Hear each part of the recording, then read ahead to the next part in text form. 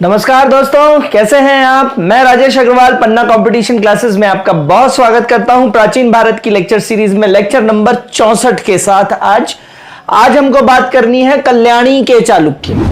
इसके पहले हम वातापी के चालुक्य और उसके पहले हम पल्लव की बात कर चुके हैं। उसके पहले सातवाहन और उसके पहले हसीन माशुका और उसके पहले विदेशी राजवंश, ये सारी बात कर चुके हैं।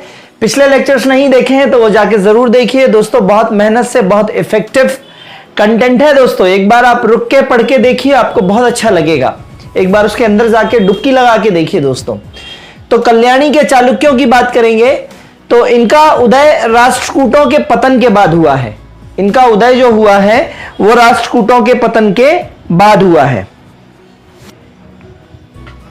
ठीक है। राष्ट्रकूटों के पतन के बाद हुआ है। ये कैसे बताया था मैंने पिछले अभी कोड में मैंने बताया था आपको, कचारा कल्याणी।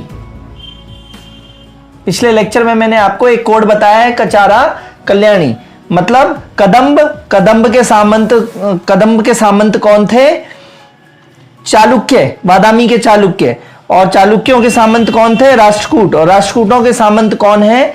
कल्याणी के चालुक्य। तो ये राष्ट्रकूटों के सामंत हैं, ठीक है। तो कचारा कल्याणी, ठीक है। ये कन्नड़ देश या केरल के मूल निवासी से थे। कन्नड़ देश या केरल के मूल निवासी थे कल्याणी के चालुक्य, जिनका चिन्ह जो था वो वराह था। वराह का मतलब होता है सुअर, पिग। तो जिनका चिन्ह था वराह। और कल्याणी के चालुक्य वंश की स्वतंत्रता का जन्मदाता कौन है? तैलप्टू। मतलब राष्ट्रकूटों के सामंत थे ना, तो राष्ट्रकूटों का पतन करके और सामंती से अपने आप को स्वतंत्र करना किसने किया था? तैलप द्वितीय ने। अर्थात कल्याणी के चालुक्य वंश का संस्थापक कौन था? तैलप द्वितीय। याद कैसे कर पाएंगे दोस्तों? याद करने का तरीका यह है, एक माता का भजन है, एक माता का बुंदेलखंडी भाषा में एक भजन है, लप लप लप लप जीव निकाले पावागढ़ महाकाली रे। इस तरीके का सॉन्ग है। कभी आप इसको गूगल करिएगा, इसको यूट्यूब करिएगा, लप लप लप लप जीव निकाले पावागढ़ महाकाली रे, इस तरीके से सॉन्ग है। तो लप लप जीव निकाले महाकाली। महाकाली क्या है? कल्याणी है, काली कल्याणी है। तो काली कल्याणी मतलब लप लप जीव निकाले। तो कल्याणी वंश का जो संस्थापक है वो लप लप है, तैलप है। तो लप लप लप लप जीव निकाले पावागढ़ काली कल्याणी रे, इस तरीके से। तो कल्याणी वंश, कल्याणी के चालुक्य का कौन है? तैलप सेकंड, ठीक है दोस्तों। ये अपना तरीका है याद करने का, पसंद आता है तो इसको एक्सेप्ट करिए। मैं बार बार बोल रहा हूं, बहुत प्रभावी और इफेक्टिव है, ठीक है। फिर इनकी राजधानी क्या थी? तो कल्याणी के चालुक्य कहलाते ही हैं, पश्चिमी चालुक्य होते हैं बेसिकली ये। कल्याणी के चालुक्य कौन है? पश्चिमी चालुक्य। और पश्चिमी चालुक्यों की राजधानी क्या है? कल्याणी। शासक कौन कौन है दोस्तों? इनके शासक का क्रम याद करना थोड़ा मुश्किल है। मेरे पास कोडिंग है इसकी, लेकिन यदि आप इसकी डिमांड करेंगे तो मैं आपको इसकी कोडिंग बताऊंगा, अदरवाइज आपको सीधा याद रखना पड़ेगा। शासक है तैलप द्वितीय। तैलप द्वितीय की दो संतानें थी, सत्याश्रय है ना, सत्याश्रय पुत्र नहीं है इनके, और दशवर्मन। तो सत्याश्रय के पुत्र न होने के कारण अपने भाई दशवर्मन के पुत्र विक्रमादित्य 5 को गद्दी देते हैं। सत्ता भाई के पुत्र विक्रमादित्य 5 को दे देते हैं, जयसिंह। जयसिंह के बाद से सोमेश्वर फर्स्ट। सोमेश्वर फर्स्ट के बाद दो संतानें होती हैं, सोमेश्वर सेकंड और विक्रमादित्य 6। विक्रमादित्य 6 की संतान होती है सोमेश्वर थर्ड। सोमेश्वर थर्ड की संतान होती है जगेदक मल्ल 2 और तैलप थर्ड। और तैलप थर्ड के बाद सोमेश्वर 4th, ठीक है। तो थोड़ा सा डिफिकल्ट नाम है, कोशिश करते हैं समझने की। सबसे पहले शासक जो है वो तैलप सेकंड, ठीक है। इसके पूर्व, तैलप सेकंड के पूर्व भी राष्ट्रकूट के सामंत के रूप में कौन कौन थे? Kirtivarma third, Tailapa first, Vikramaditya third, Bhimaraja, Ayyana first, Vikramaditya 4th के नाम भी मिलते हैं तैलप सेकंड के पहले। और ये सभी राष्ट्रकूटों के सामंत के रूप में काम करते थे। सभी शासक ये जो हैं ये बीजापुर तथा आसपास के क्षेत्रों में शासन करते थे। बीजापुर मतलब कर्नाटक का क्षेत्र है, पश्चिमी चालुक्यों का क्षेत्र है, तो वहां पे ये सब शासन करते थे। नीलगुंड अभिलेख कर्नाटक में है। नीलगुंड अभिलेख से पता चलता है कि अय्यण फर्स्ट ने, ये वाले नीलगुंड अभिलेख से पता चलता है कि अय्यण फर्स्ट ने राष्ट्रकूट नरेश, जिनके यहां सामंती करते थे अय्यण, राष्ट्रकूट नरेश कृष्ण सेकंड की पुत्री से विवाह किया था। सामंती करते थे, सामंती करते करते पुत्री से प्रेम कर बैठे राष्ट्रकूटों की, और राष्ट्रकूट नरेश कृष्ण सेकंड की पुत्री से विवाह किया था अय्यण फर्स्ट ने। अय्यण मतलब अय्यण तो थे ही, इस तरीके से कुछ याद कर सकते हैं। इनसे प्राप्त पुत्र विक्रमादित्य फोर्थ, मतलब अय्यण और नरेश कृष्ण सेकंड की पुत्री, इन दोनों से प्राप्त पुत्र था विक्रमादित्य फोर्थ। इस विक्रमादित्य फोर्थ ने भी अपना विवाह जो है वो कलचुरी राजा लक्ष्मण सेन की पुत्री बोंथा देवी से किया। जो अय्यण और कृष्ण टू की पुत्री, अय्यण और वो पुत्री से जो विवाह से उत्पन्न बच्चा था विक्रमादित्य फोर्थ, इसने भी अपना विवाह जो है कलचुरी राजा लक्ष्मण सेन की पुत्री बोंथा देवी से किया, और इनसे प्राप्त पुत्र ही तैलप सेकंड था। तो तैलप के माता पिता का नाम क्या हो गया दोस्तों? तैलप के पिता का नाम हो गया विक्रमादित्य फोर्थ, और माता का नाम हो गया कलचुरी राजा लक्ष्मण सेन की पुत्री बोंथा देवी। विक्रमादित्य फोर्थ और बोंथा देवी माता पिता हैं तैलप सेकंड के।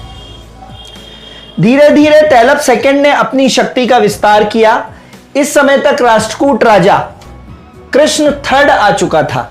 कृष्ण टू की बात तो यहां करी अपन ने। राष्ट्रकूट राजा कृष्ण थर्ड आ चुका है, उसके दो उत्तराधिकारी आ चुके हैं, खोटिक तथा कर्कटू। खोटिक तथा कर्कटू, और दोनों उत्तराधिकारी दुर्बल थे।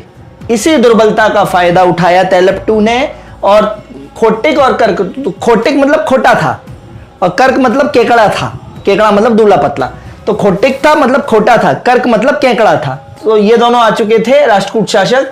तैलप टू ने इसका लाभ उठाकर राष्ट्रकूटों की राजधानी मान्यखेत पर हमला बोल दिया और उसको अपने कब्जे में ले लिया। ठीक है, राष्ट्रकूटों की राजधानी क्या थी? मान्यखेत। कैसे याद करवाया था? मान्यखेत, माने खेत में कूट दिया, माने खेत में कूट दिया। ठीक है, ऐसे याद करना है दोस्तों। फिर तैलप सेकंड का परमार शासक मुंज से लंबा संघर्ष चला। परमार शासक है मुंज, सीए मंजू सिंधु का राग। परमार शासक जब मैं पढ़ाऊंगा तो एक कोडिंग दूंगा आपको शासकों की, सीए मंजू सिंधु का राज। ठीक है, अभी बता दिया है ऐसे। तो तैलप सेकंड का परमार शासक मुंज से लंबा संघर्ष चला, परंतु तैलप सेकंड मुंज से कभी जीत नहीं पाया। मेरुतुंग की प्रबंध चिंतामणि किताब है, बहुत ज्यादा इंपॉर्टेंट है मेरुतुंग साहब की। तो मेरुतुंग की किताब है प्रबंध चिंतामणि। प्रबंध चिंतामणि किसकी है? मेरुतुंग की। उससे पता चलता है कि तैलप सेकंड ने मुंज पर 6 बार आक्रमण किया था, लेकिन मुंज को कभी जीत नहीं पाया। इंपॉर्टेंट है मेरुतुंग की प्रबंध चिंतामणि। ठीक है, ठीक है। मेरे को तंग मत करो, मेरा प्रबंध करो, मेरी चिंता का प्रबंध करो, मुझे तंग मत करो। मेरू तंग मत करो, मेरू तंग मत करो, मेरी चिंता का प्रबंध करो। ध्यान रहेगा दोस्तों, याद करना। दूसरा राजा है तैलप सेकंड के बाद, यहां से देखिए तैलप सेकंड के बाद सत्याश्रय। सत्याश्रय 1997 से 1006 एडी। देखिए कहां पहुंच गए हैं अपन, कहां पहुंच गए हैं? कल्याणी के चालुक्य में। गुप्त वुप्त सब पार कर चुके हैं, मोहम्मद बिन कासिम पार कर चुके हैं, महमूद गजनबी के टाइम पे आ चुके हैं, लेकिन आगे पीछे कहीं तो पढ़ना ही पड़ेगा दोस्तों। तो सत्याश्रय 997 से 1006 एडी लिखने का सिर्फ यही मकसद है कि बता सकें आपको। इसके समय ही उत्तर भारत में महमूद गजनबी का आक्रमण हुआ था 1000 में। पराक्रमी सत्राशय बहुत पराक्रमी थे। इन्होंने उत्तरी कोंकण, गोवा का जो एरिया है, उत्तरी कोंकण के शीलाहार वंशी शासक अपराजित, उत्तरी कोंकण का शीलाहार वंशी शासक अपराजित तथा गुर्जर नरेश चामुंडराज को हराया था। पराक्रमी था ये, गुर्जर नरेश चामुंडराज को हराया था।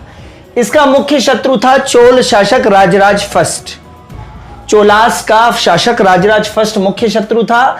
1006 में सत्याश्रय ने बैंगी पर आक्रमण किया। बैंगी कौन है दोस्तों? पूर्वी चालुक्यों की राजधानी है बैंगी।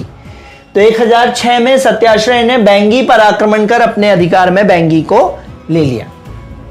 नेक्स्ट बात करते हैं, सत्याश्रय का कोई पुत्र नहीं था, तो सत्ता जो है भाई के पुत्र को, विक्रमादित्य 5 को दी है 1006 से 1015 एडी तक।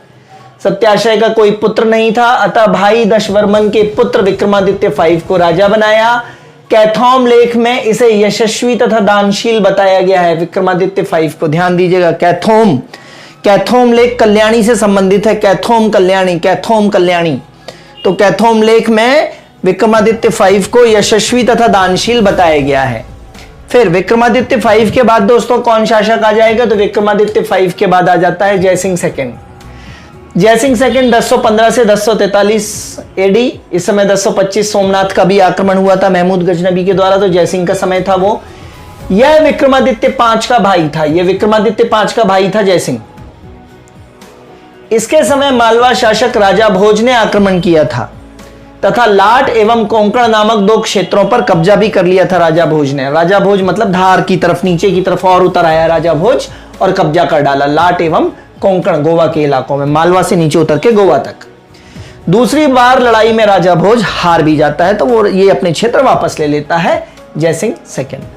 अब इसी में थोड़ा सा आगे अपन बैंगी जो पूर्वी चालुक्य है उसकी संरचना क्या है उसके बारे में अध्ययन करते हैं दोस्तों जयसिंह 2 में आगे जो बात करनी है अपने को वो ये है कि 1019 में बैंगी के शासक विमलादित्य की मृत्यु हो जाती है। बैंगी मतलब पूर्वी चालुक्य, ये अपन कल्याणी के चालुक्य पढ़ रहे हैं, पश्चिमी चालुक्य। तो 1019 में बैंगी अर्थात पूर्वी चालुक्य के शासक विमलादित्य की मृत्यु हो जाती है। इसकी पत्नी जो है वो चोल राजकुमारी होती है, इसकी विमलादित्य की पत्नी होती है चोल राजकुमारी कुंदवय देवी, और कुंदवय देवी से उत्पन्न पुत्र राजराज फर्स्ट होता है। ठीक है, विमलादित्य बैंगी का जो शासक होता है, इसकी पत्नी जो होता है वो चोल के घर से आई हुई बिटिया होती है जिसका नाम होता है कुंदवय देवी, और इन दोनों से उत्पन्न पुत्र था राजराज फर्स्ट। तथा दूसरी पत्नी से उत्पन्न उसका जो राजराज फर्स्ट का सौतेला भाई है विष्णुवर्धन विजयादित्य 7th, विष्णुवर्धन विजयादित्य 7th। इन दोनों को बीच बैंगी की गद्दी को लेकर संघर्ष प्रारंभ हो जाता है। किस किस के बीच? राजराज फर्स्ट और विष्णुवर्धन के बीच। राजराज फर्स्ट किसका है? चोल राजकुमारी कुंदवय देवी से उत्पन्न बच्चा है, मतलब इनके मामा कौन है? चोल है। फिर चूंकि जयसिंह 2 का संघर्ष दोनों से पहले चल रहा होता है। अब ये बताइए मुझे कि यहां बैंगी की बात कल्याणी के चालुक्य में, मैं पश्चिमी चालुक्य में पूर्वी चालुक्य अर्थात बैंगी की बात क्यों लेके आया हूं? क्योंकि बैंगी के संघर्ष में पश्चिमी चालुक्य का क्या योगदान है, कल्याणी के चालुक्य का क्या योगदान है, वो बताना चाह रहा हूं। ठीक है, तो जयसिंह 2 का चूंकि संघर्ष चोलों के साथ पहले से चल रहा होता है, अपने को ये मालूम है। जयसिंह 2 जो कि कल्याणी का चालुक्य है, इसका संघर्ष चोलों के साथ पहले से चल रहा होता है। अतः इन दोनों के संघर्ष में, लड़ाई में, वह चोल राजकुमारी से उत्पन्न राजराज का साथ नहीं देगा, क्योंकि जयसिंह की लड़ाई चोलों से पहले से चल रही है। तो वह चोल घराने के लोगों का साथ नहीं देगा, राजराज फर्स्ट का साथ नहीं देगा, बल्कि किसका साथ देगा? विष्णुवर्धन का साथ देता है। और जयसिंह और विष्णुवर्धन दोनों मिलकर राजराज फर्स्ट पर आक्रमण कर देते हैं। अब राजराज फर्स्ट पर आक्रमण हुआ तो उनके मामा जो चोल हैं वो शांत थोड़ी ना बैठेंगे। ठीक है, तो ऐसे में राजराज फर्स्ट के मामा पक्ष से राजराज फर्स्ट को चोल शासक राजेंद्र चोल, मामा राजेंद्र चोल का साथ मिलता है। ठीक है, चोल तो बहुत शक्तिशाली है, भयंकर शक्तिशाली नौसेना है। चोल तो फेमस ही है नौसेना के लिए, इंडोनेशिया की तरफ के बहुत सारे द्वीप जीते हैं चोलों ने। ठीक है, तो राजेंद्र चोल जी की विशेषता सुन लीजिए।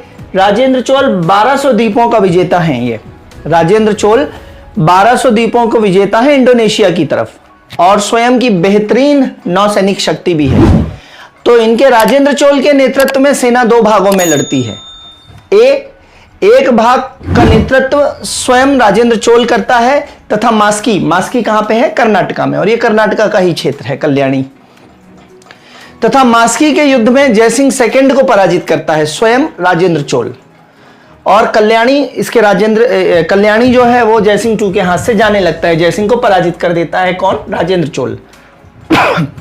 सेना का दूसरा भाग जो है वो विजयादित्य, जो जयसिंह और विष्णुवर्धन होते हैं, तो दूसरे भाग की सेना विजयादित्य को पराजित करके, ये जो विजयादित्य जिसने, ये विजयादित्य मतलब विष्णुवर्धन विजयादित्य, ठीक है, तो विजयादित्य को पराजित करके बैंगी जीत लेती है, और उसका प्रशासन, बैंगी का प्रशासन किसको दे देती है? राजराज फर्स्ट को।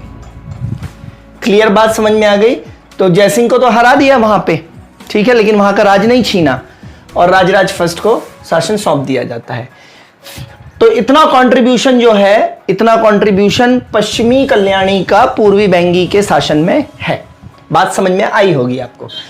इसके बाद आ जाते हैं सोमेश्वर फर्स्ट शासक बनके 1043 से 1068 पहुंच गए। कहां पहुंच गए हैं अपन बात करते करते?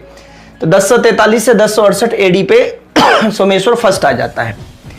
इसने अपनी राजधानी मानिकहेट से हटाकर कल्याणी कर दी थी। बहुत इंपॉर्टेंट है। मान्यखेत राजधानी फिर किसकी हो गई? राष्ट्रकूटों की। राष्ट्रकूटों की राजधानी मान्यखेत थी, तो मान्यखेत से हटाकर कल्याणी कर दी। नांदेड़ लेख के अनुसार इसने मगध, कलिंग व अंग को जीतकर अपने राज्य में मिलाया। सोमेश्वर फर्स्ट बहुत पराक्रमी था, तो यह ध्यान रखना है आपको। नांदेड़ लेख के अनुसार, नांदेड़ लेख के अनुसार, नांदेड़ मतलब महाराष्ट्र की तरफ, तो नांदेड़ लेख के अनुसार इसने मगध, कलिंग और अंग को जीतकर अपने राज्य में मिलाया। इसने चोलों के अलावा अन्य सभी को जीता। चोलों से तो लगातार लड़ाई चल ही रही थी इन लोगों की, तो चोलों को जीत भी नहीं पाए ये लोग। यहां तक कि राजा भोज को आत्मसमर्पण के लिए मजबूर कर दिया था सोमेश्वर फर्स्ट ने। राजराज फर्स्ट से जो वेंगी का चालुक्य राजराज फर्स्ट था, तो राजराज फर्स्ट से लड़ाई में हार के कारण आत्मग्लानि हुई इसे, और तुंगभद्रा में कूदकर आत्महत्या कर ली। ये वाला प्रश्न आया है परीक्षा में। तो राजराज फर्स्ट जो कि बेंगी का चालुक्य, बेंगी का शासक बन चुका था, उससे लड़ाई में हार हुई इसकी सोमेश्वर फर्स्ट की। सबसे तो जीत रहा था, अचानक हार को यह बर्दाश्त नहीं कर पाया और तुंगभद्रा नदी में कूदकर इसने आत्महत्या कर ली सोमेश्वर फर्स्ट ने। ध्यान दीजिएगा जरा। इसके बाद आता है सोमेश्वर सेकंड। सोमेश्वर सेकंड की भी एक छोटी सी कहानी है कि इसका भाई जो है वो विक्रमादित्य सिक्स्थ था। सोमेश्वर सेकंड का भाई था विक्रमादित्य सिक्स्थ, और बहुत महत्वाकांक्षी था दोस्तों। ये विक्रमादित्य सिक्स्थ जो था वो बहुत महत्वाकांक्षी था, बहुत एस्पिरेशनल था। चोल नरेश राजेंद्र फर्स्ट ने, चोलों से संघर्ष तो चल ही रहा था इनका, तो चोल नरेश राजेंद्र फर्स्ट ने सोमेश्वर द्वितीय पर आक्रमण कर दिया जब, तो इसने भांप लिया विक्रमादित्य सिक्स्थ ने। उसने ये देखा कि चोल नरेश राजेंद्र फर्स्ट से तो मेरा भाई जीतेगा नहीं, ये जीतेगा नहीं, तो मैं चोलों के साथ हो लेता हूं। तो हार के डर से विक्रमादित्य सिक्स्थ ने राजेंद्र चोल से ही मैत्री कर ली, और मैत्री तो ठीक, उसकी पुत्री से विवाह भी कर लिया राजेंद्र चोल की। ठीक है ना। और राजेंद्र चोल की पुत्री से विवाह कर लिया, तो मन ही मन में बहुत भड़क चुका था ये सोमेश्वर सेकंड। तो मन ही मन में भड़का हुआ सोमेश्वर सेकंड, कुलोत्तुंग उसका एक साथी होता है, तो कुलोत्तुंग के साथ मिलकर विक्रमादित्य सिक्स्थ पर हमला करता है। लेकिन विक्रमादित्य सिक्स्थ अब साधारण व्यक्ति नहीं है, चोलों का दामाद है दोस्तों। तो अपने दामाद पर हमले से चोल फिर से भड़क जाते हैं और युद्ध होता है। कुलोत्तुंग भाग खड़ा होता है और सोमेश्वर सेकंड को आजीवन कारावास मिल जाता है, और 1076 एडी में विक्रमादित्य सिक्स्थ ने स्वयं को कल्याणी के सम्राट घोषित कर दिया। तो कल्याणी के सम्राट कौन बन गया अभी? विक्रमादित्य सिक्स्थ, चोलों का दामाद। ठीक है, सोमेश्वर सेकंड का भाई, महत्वाकांक्षी भाई। ठीक है, बात करते हैं विक्रमादित्य सिक्स्थ की। 1076 से 1126, काफी लंबा पीरियड है, लगभग 50 साल का।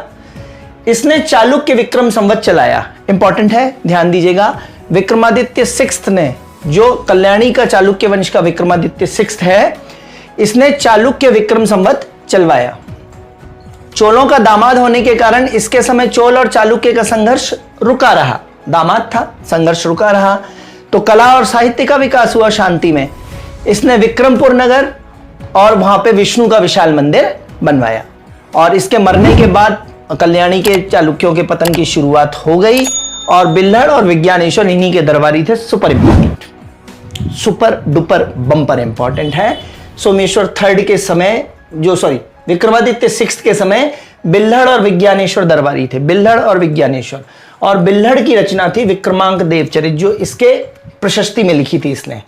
बिल्हड़ इनका दरबारी था, तो बिल्हड़ इनकी वैभव के बारे में, इनकी यश गाथा के बारे में लिखेगा। तो विक्रम के बारे में लिखा है, तो विक्रमांक देवचरित किसने लिखी है? बिल्हड़ ने। ठीक है, ध्यान दीजिएगा। नेक्स्ट, इसके बाद आते हैं सोमेश्वर थर्ड, 1126 से 1138, लगभग 12 साल के लिए भूतलोक मल्ल और त्रिभुवन मल्ल की उपाधि धारण करते हैं। जो सोमेश्वर थर्ड होते हैं, ये भूतलोक मल्ल और त्रिभुवन मल्ल की उपाधि धारण करते हैं। 1133 में चोलों की सेना ने गोदावरी तट के निकट इसे बुरी तरीके से पराजित किया। चोलों से लगातार संघर्ष चल रहा है दोस्तों, कल्याणी के चालुक्यों का।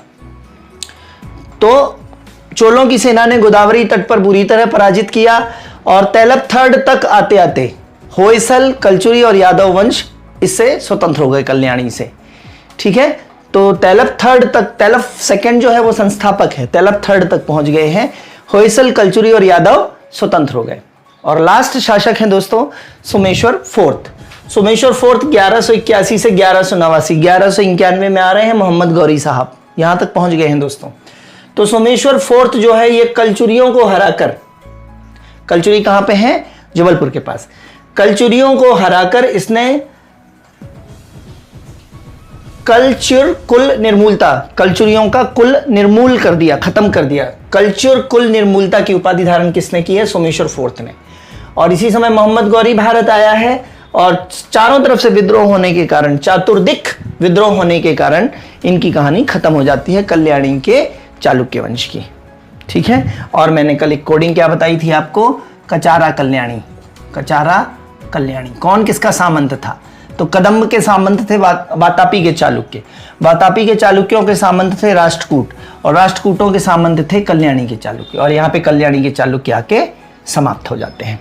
ठीक है दोस्तों, तो हो सकता है ये आपके लिए बहुत नया हो, हर एक लाइन का फैक्ट आपको नहीं पढ़ना है, कुछ इंपॉर्टेंट चीजें पढ़नी है इनमें, है ना, लेकिन आपको कहानी का फ्लो, टाइमलाइन पूरा मालूम होना चाहिए, कंसेप्चुअली आप क्लियर हो, इतनी गहराई तक जा पाए तो वेल एंड गुड, नहीं तो बहुत इंपॉर्टेंट मैं बताते ही जाता हूँ। नांदेड़ लेख हो गया, है ना, फिर इसके बाद विक्रमांक देव चरित हो गया, कलचुरी कुल निर्मूलता हो गया, है ना, ये सब याद रखना है आपको। ये वाली कहानी एक याद रखना है, एक कहानी है जो तुंगभद्रा में कूदकर आत्महत्या की, ये याद रखना है।